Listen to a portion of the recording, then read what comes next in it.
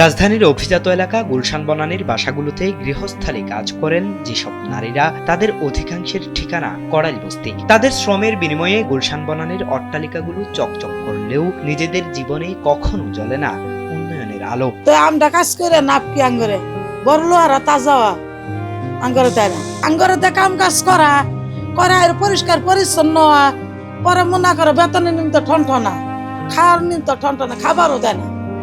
ওইখানে কাম সাইরে দিলাম আমি। যখন বাবা তোমার টেলা মাছ খাওয়ার ছিল আমি খাবার পাইতাম না, যখন আলো গুস্ত খাওয়ার ছিল আমি খাবার পাইতাম না। আম খাসা বলে রানে কারণ খাসা যায় না, পয়সায় ঢাক দিলে ভালো তো খাসা বেরি করে দিত না।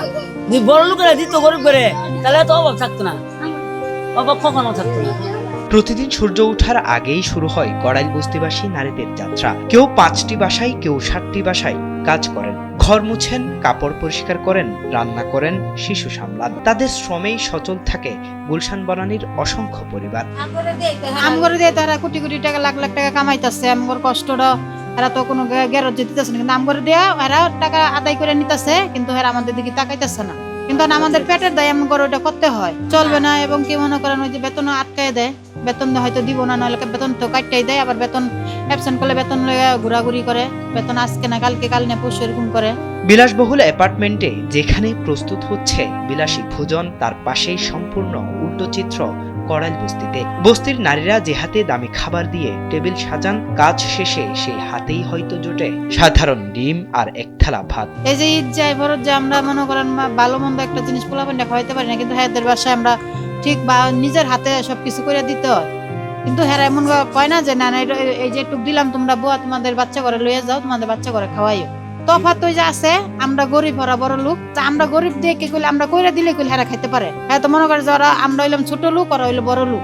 সম্মান আর অবহেলার মাঝখানে দুলতে থাকে তাদের জীবন।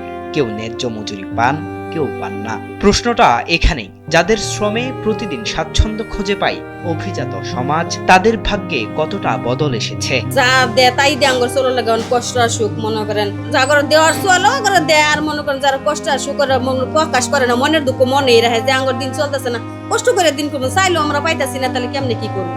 কড়াইলের এই নারীরা পরিসংখ্যানের উপকরণ নন, তারা মানুষ। তাদের হাতের স্পর্শে ঝকঝকে হয় অভিজাত জীবনের প্রতিটি সকাল। কিন্তু প্রশ্ন, কড়াইল বস্তিবাসীর জীবনের চাকা কি কোনোদিন সামনে এগিয়ে যাবে না, নাকি একই জায়গায় ঘুরপাক খাবে বছরের পর বছর? জাহেদুল ইসলাম আরিফ, সময়ের আলো, ঢাকা।